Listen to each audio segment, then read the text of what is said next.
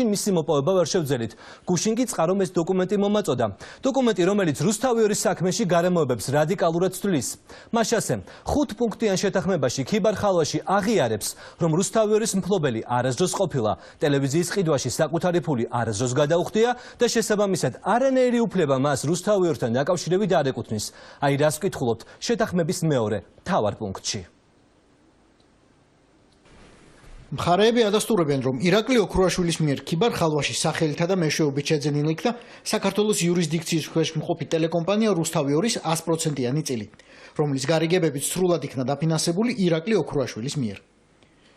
ქიბარ ხალვაში ადასტურებს, რომ ტელეკომპანია რუსთავიორის შესაძენად დადებულ ყველა გარიგებაში წარმოადგენდა ირაკლი ოქრუაშვილის ნომინირებულ პირს და მოქმედებდა მისი სახელით. შესაბამისად, ტელეკომპანია რუსთავიორზე, მის წილებზე, აქტივებზე, ინტელექტუალურ საკუთრებაზე, მის წილთა შემძენ კომპანიებზე, რუსთავიორის მესაკუთრეობასთან დაკავშირებულ ყველა პრეტენზიაზე, მოთხოვნაზე, სარგებელზე, მისაღებზე, საკუთრების და მოთხოვნის უფლებები ეკუთვნის ირაკლი ოქრუაშვილს. ქიბარ ხალვაში არ იმოქმედებს რუსთავიორთან დაკავშირებულ არც ერთ საკითხში ირაკლი ოქრუაშვილთან შეთანხმების გარეშე. ქიბარ ხალვაში წინამდებარე პუნქტის დარღვევის ან სადაოდ გახდის შემთხვევაში ვალდებულებას იღებს ირაკლი ოქრუაშვილს კომპენსაციის ჯარიმის სახით გადაუხადოს 7 მილიონი ამერიკული დოლარი. ანუ გამოდის, რომ